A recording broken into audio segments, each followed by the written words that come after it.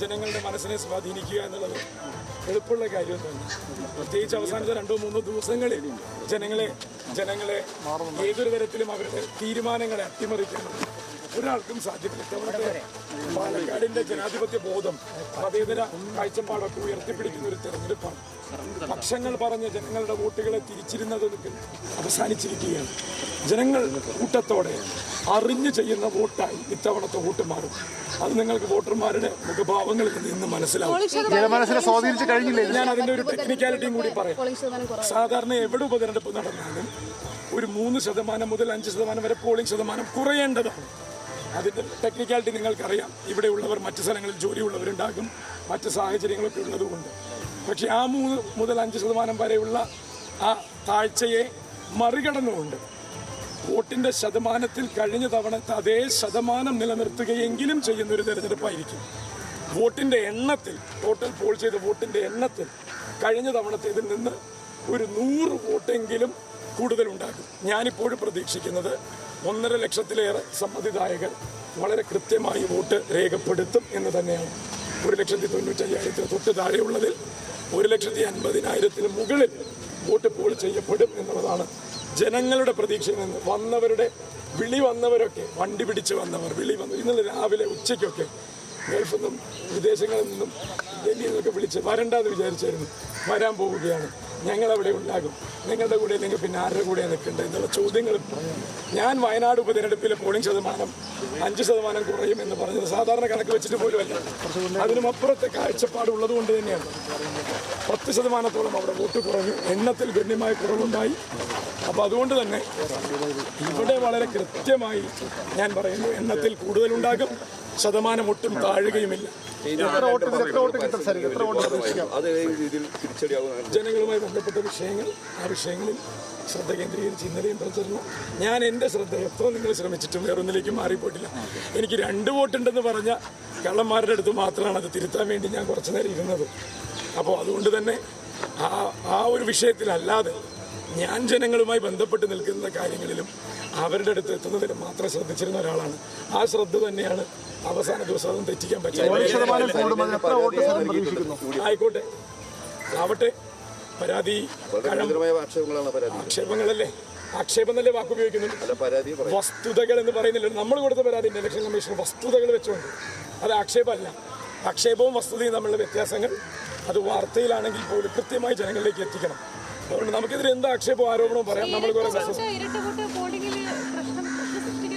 അല്ല, അങ്ങനെ ഇരട്ട വോട്ടുള്ളവരാരും ഇത്തവണ പോളിംഗ് ബൂത്തിൽ എത്തില്ല എന്നുള്ളൊരു ആശ്വാസം കൂടിയുണ്ട്. കാരണം തെരഞ്ഞെടുപ്പ് കമ്മീഷൻ വളരെ വളരെ കാർക്കശ്യത്തോടുകൂടി അത് പറഞ്ഞിട്ടുണ്ടല്ലോ. അങ്ങനെ തെരഞ്ഞെടുപ്പ് ഒരു നിയമാവലി പോലെ തന്നെ അവർ ഉണ്ടാക്കിയിട്ടുണ്ട്. അതുകൊണ്ട് അങ്ങനെ കള്ളത്തരത്തിൽ വോട്ട് തിരികെ കയറ്റിയ ഒരാൾ പോലും ധൈര്യപൂർവ്വം വന്നിപ്പോൾ വോട്ട് ചെയ്ത് എന്തായാലും പോകില്ല. കാരണം CPM-ന്റെ പരാതി 10 ദിവസം മുന്നേ ഉന്നയിച്ചതുകൊണ്ട് അത് വളരെ ലൈവായിട്ട് നിൽക്കുന്നു. അദ്ദേഹത്തിന്റെ വോട്ടിലും അദ്ദേഹം മാന്യത പുലർത്തുമെന്നാണ് ഞാൻ പ്രതീക്ഷിക്കുന്നത്. ഞാനത് ഇന്നലെ പറഞ്ഞതല്ലേ, 70,000-ൽ കുറയാത്ത മനുഷ്യർ വന്ന് വോട്ട് ചെയ്യും ഇടതുപക്ഷത്തിന് അനുകൂലമായി. ഈ കണക്ക് സത്യമാണ് എന്നുള്ളത് ഒരുപക്ഷെ നിങ്ങൾക്ക് ഇന്ന് വൈകുന്നേരം 6 മണിയോടുകൂടിയെങ്കിലും മനസ്സിലായി തുടങ്ങേണ്ടതാണ്. അതുവരെയും വേണമെങ്കിൽ നിങ്ങൾക്ക് ഇതെങ്ങനെയാണ് ഈ കണക്ക് എന്ന് വേണമെങ്കിൽ മനസ്സിലിട്ട് ആലോചിക്കാം. ഈ കണക്ക് വൈകുന്നേരം 6 മണി മുതലെങ്കിലും നിങ്ങൾക്ക് ഏറിയേണ്ടി വരും. സാറിന് വലിയ തരത്തിൽ വിവാദങ്ങൾ ചർച്ചയായി, വികസന കാര്യങ്ങൾ ആ നിലയ്ക്ക് ചർച്ചയായില്ല. വോട്ടർമാർ വികസനം മാത്രമേ പരിഗണിക്കൂ. അവർക്ക് പരിഹാരങ്ങൾ കാണണം. കഴിഞ്ഞ തവണത്തെ തെരഞ്ഞെടുപ്പിന്റെ പ്രായശ്ചിത്തങ്ങൾ ചെയ്യണം. അവർ വലിയ പ്രതീക്ഷയിലാണ്. വന്നു കിട്ടിയ അവസരമാണ്, വീണ് കിട്ടിയ അവസരം എന്ന് പറയുന്നത്. ഒരു കൂട്ടർ വിളിച്ചു വരുത്തിയിട്ടാണ് വോട്ട് ചെയ്യുമെന്ന് പറയണത്. ആ വിളിച്ചു വരുത്തിയ കൂട്ടരുടെ എന്തിനു വേണ്ടിയാണ് ഈ തെരഞ്ഞെടുപ്പ് വിളിച്ചു വരുത്തിയത് എന്നുള്ള ബോധ്യം ജനങ്ങൾക്ക് ഇന്നുണ്ട്. അതിനനുസരിച്ച് അവർ സർക്കാരിന്റെ വിലയിരുത്തലാകുമെന്ന് പറയാൻ സ്ഥാനാർത്ഥിക്ക് ധൈര്യമുണ്ടോ? അതെന്താ അങ്ങനെ ഒരു വെല്ലുവിളി? മന്ത്രിമാരും മുഖ്യമന്ത്രി ഏറ്റെടുത്തിട്ടില്ല. അങ്ങനെ ഒരു വെല്ലുവിളി എന്താ? അല്ല, പ്രതിപക്ഷ നേതാവും ജനങ്ങളെയാണ് വെല്ലുവിളിക്കുന്നത്. ജനങ്ങൾക്കറിയാം ആരെയാണ് വിലയിരുത്തേണ്ടത് ഈ തെരഞ്ഞെടുപ്പിലൂടെയെന്ന്. ജനങ്ങളെ വെല്ലുവിളിക്കുന്ന എല്ലാ ശീലങ്ങളെയും ഈ തെരഞ്ഞെടുപ്പ് പൊളിച്ചെഴുതും. 3 ദിവസം മുമ്പ് ജനങ്ങളുടെ മുമ്പിലേക്ക് ഒരു പുതിയ വെല്ലുവിളി വെച്ചല്ലോ. ഇതാ കണ്ടില്ലേ, ഞങ്ങൾ ഇങ്ങനെ വോട്ട് മറിക്കുകയാണ്. ഞാൻ ഈ പ്രയോഗങ്ങളെയൊക്കെ തിരുത്തിയ ഒരാൾ. ഒരു ആൾ വന്ന് ഒരു വോട്ടാണ് ചെയ്യുന്നത്. അയാൾ മറിക്കൊന്നുമല്ല ചെയ്യുന്നത്.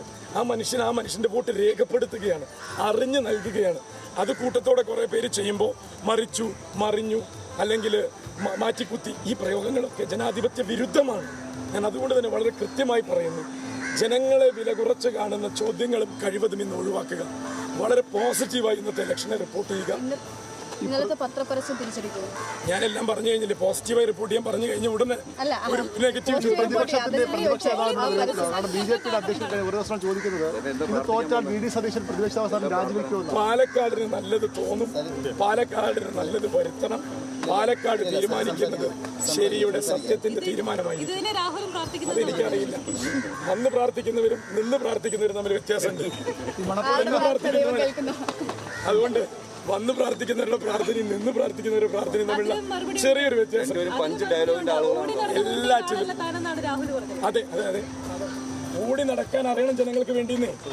ലൈം ലൈറ്റിൽ നിന്ന് രാഷ്ട്രീയം കളിക്കുന്ന ആളാണെന്ന് പറയാതെ പറഞ്ഞല്ലോ സ്ഥാനാർത്ഥി. ആ ലൈം ലൈറ്റ് രാഷ്ട്രീയത്തിന് തൻ്റെ മുൻഗാമിക്കുണ്ടായ ഒരു പരിവേഷമുണ്ടല്ലോ, ആ പരിവേഷത്തിൻ്റെയും കൂടി പ്രായശ്ചിത്തം ഏറ്റുവാങ്ങേണ്ടി വരുന്ന ഗതികേടിലേക്ക് കോൺഗ്രസും ലീഗും UDF-ഉം അടക്കം എല്ലാ മനുഷ്യരും, ഞാൻ നേരത്തെ പറഞ്ഞില്ല എൻ്റെ 70,000-ൻ്റെ ഒരു കൗണ്ട്, അതിലൊരുപാട് മനുഷ്യരുണ്ട്. അവരുടെ രാഷ്ട്രീയം ഒന്നും വേർതിരിക്കാൻ നിങ്ങൾ പോകണ്ട, അതൊക്കെ മെനക്കെട്ട് പണിയാണ്. രാഷ്ട്രീയം നോക്കണ്ട. അവിടെ ജനങ്ങൾ പാലക്കാടിനെ നോക്കി വോട്ട് ചെയ്യും. ഇത് നോക്കി കുത്തിത്തിരിപ്പ് ചോദ്യം. 2024 പാലക്കാട് വോട്ട് ചെയ്യുന്നതാണ് രാഹുൽ പറയുന്നത്. പാലക്കാട് കോൺസ്റ്റിറ്റ്യുവൻസി അത് 23-ാം തീയതി രാഹുൽ പറഞ്ഞാൽ ഞാനതിനെ വിശ്വാസത്തിലെടുക്കാം. തെരഞ്ഞെടുപ്പ് കഴിയുന്നവരെ ആ സ്ഥാനാർത്ഥി പറയുന്ന ഒന്നും വിശ്വസിക്കാൻ കൊള്ളാത്തതാണ്. തെരഞ്ഞെടുപ്പ് കഴിഞ്ഞ് റിസൾട്ടും വന്ന് ആ മനുഷ്യൻ പറയുന്ന ഏത് വാക്കിനെയും ഞാൻ വിശ്വാസത്തിലെടുക്കാം. അപ്പോഴേക്കെങ്കിലും സ്ഥിരബോധം തിരിച്ചു കിട്ടും. അതുകൊണ്ടാണ് ഇപ്പോഴത്തെ ഒരു അവസ്ഥ നമ്മൾ മനസ്സിലാക്കണം. നമ്മൾ കുറച്ചെങ്കിലും ഒരു സഹതാപം അദ്ദേഹത്തിന് കൊടുക്കണം. അത് കുരുതി കൊടുക്കുകയല്ലേ ചെയ്യുന്നത്. അപ്പോൾ അതിന് ഒരു പരിഗണന മാനുഷികമായിട്ട് നമ്മൾ കൊടുക്കുക. അങ്ങനെ ഒരു നേതാവൊന്നുമല്ല. എത്ര വയസ്സായിടും? എന്ത് ചോദ്യം അത്? പ്രായത്തിന്റെ മാനദണ്ഡമല്ല. ജനങ്ങളുടെ അടുത്തുനിന്ന് ചോദിച്ചാൽ ആരാ ഇവിടുത്തെ യഥാർത്ഥ യൂത്ത് എന്ന് അപ്പം മനസ്സിലാവും. പ്രായം കൊണ്ടല്ല ഒരാളുടെ യൂത്ത് അളക്കേണ്ടത്. പിന്നെ ഞാൻ നേരത്തെ പറഞ്ഞില്ലേ, എനിക്ക് പ്രായം കുറവാണ് എന്ന് പറഞ്ഞ് വോട്ട് പിടിക്കുന്ന രീതിയും അത്ര നല്ലതൊന്നുമല്ല. സമപ്രായക്കാരാണ്. ഇപ്പോൾ ഉദാഹരണത്തിന് BJP സ്ഥാനാർത്ഥി കുറച്ച് പ്രായം കൂടുതലെന്ന് വെച്ചിട്ട് അദ്ദേഹത്തിന് വോട്ട് ചെയ്യേണ്ടതാണോ നമ്മൾ ഇലക്ഷൻ ക്യാമ്പയിൻ്റെ ഭാഗമായിട്ട് പറഞ്ഞത്? അങ്ങനെയൊന്നും പ്രായം ഒരു ഘടകമല്ല. മനസ്സിന്റെ ചെറുപ്പവും ചുറുചുറുക്കും ഇവിടുത്തെ കാര്യങ്ങൾ നോക്കാനുള്ള കാര്യം. BJP മത്സരം ഇവിടെ എതിരെ എന്നുള്ള വാക്ക് വേണ്ടി ഞാൻ പറഞ്ഞു, നെഗറ്റീവ് വാക്കുകൾ ഇവിടെ ഇല്ല. ജനങ്ങളുടെ വോട്ട് നമുക്ക് അനുകൂലമാക്കുന്നതിന് വേണ്ടിയാണ് നമ്മൾ മത്സരിക്കുന്നത്. ജനങ്ങൾക്ക് ഒരാളെ തീരുമാനിക്കേണ്ട ആവശ്യമുള്ളൂ. അവരാരെയും എതിർത്തല്ല തീരുമാനിക്കുന്നത്.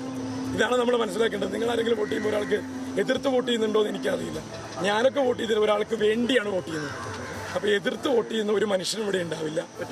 ആർക്കൊക്കെയോ വേണ്ടി വോട്ട് ചെയ്യുന്ന 70,000 പേര്. ആ ചോദ്യത്തിന് ഞാൻ മറുപടി പറയേണ്ട ആവശ്യമില്ല. ഞാനതിന് മറുപടി പറയേണ്ട യാതൊരു ആവശ്യമില്ല. അല്ല, ഇതിപ്പോ ഒരേ രക്തത്തിലുള്ളവർ തന്നെയാണല്ലോ. കാരണം ഇന്നലെയും കൂടി അദ്ദേഹം നടത്തിയ പ്രസ്താവന അതുകൂടി ചേർത്ത് വായിക്കുമ്പോൾ ഒരു കാര്യം ബോധ്യമായി. നാടകത്തിന്റെ തിരക്കഥയിൽ എവിടേക്കോ പാളിച്ച പറ്റി. അപ്പൊ അതുകൊണ്ട് ആ രണ്ടുപേർക്ക് പറയുന്നതും ഈ പറഞ്ഞ ആൾക്കെതിരെ പറയുന്നതൊക്കെ ഒന്ന് തന്നെ. അത് തന്നെയാ പറയുന്നത്. പറയേണ്ടിയിരുന്ന രണ്ടുപേരെന്ന് പറഞ്ഞ് പരാമർശിച്ച പേരുകളും പറഞ്ഞ ആളും ഒക്കെ ഒന്ന് തന്നെയാണെന്നേ. അതല്ലേ ഞാൻ പറയുന്നത്. ഇപ്പോഴും രക്തത്തിൽ അത് തന്നെയാണെന്ന് ഇന്നലെ അദ്ദേഹത്തിന്റെ പ്രസ്താവനയിൽ നിന്ന് മനസ്സിലായില്ല. അതൊക്കെ CPM-ൽ വന്നാൽ നടക്കുമായിരിക്കില്ല. അതുകൊണ്ട് അതൊക്കെ നടക്കുന്ന ഒരേ സമയം രണ്ട് രാഷ്ട്രീയം പറയാനുള്ള സ്വാതന്ത്ര്യം നൽകുന്ന ഒരു പ്രസ്ഥാനത്തിലേക്ക് ഞാൻ ഈ സ്വാതന്ത്ര്യത്തെയാണ് ചോദ്യം ചെയ്ത് പുറത്തു വന്നത്. അത് ദുസ്വാതന്ത്ര്യമാണ്. ഒരു മനുഷ്യനൊരു നിലപാടുണ്ടാവണം, ഒരു ആദർശം ഉണ്ടാവണം. അത് പണയം വെച്ച് 4 വോട്ടിന് വേണ്ടി ചെയ്യുന്നതൊക്കെ തിരിച്ചടിക്കും. ഞാനൊന്ന് പോയിട്ട് ഭഗവതിയെ കണ്ടോട്ടെ. എന്തൊരു ഭഗവതിയോടെ ഉണ്ടല്ലോ. പി സരിനാണ് മാധ്യമങ്ങളോട് സംസാരിച്ചത്. സരിനും വലിയ വിജയപ്രതീക്ഷയിൽ തന്നെയാണ്. പാലക്കാട് എന്തായാലും വലിയ ഭൂരിപക്ഷം ഉണ്ടാവും. 1,50,000-ത്തിലധികം വോട്ടുകൾ പോൾ ചെയ്യും. അതിൽ തന്നെ മികച്ച ഭൂരിപക്ഷത്തിൽ ജയിക്കും. വിവാദങ്ങളൊന്നും നിലനിൽക്കില്ല, ആരോപണങ്ങളൊന്നും ഏശില്ല എന്നൊക്കെയാണ് പി സരിനും വിജയപ്രതീക്ഷ പങ്കുവയ്ക്കുന്നത്.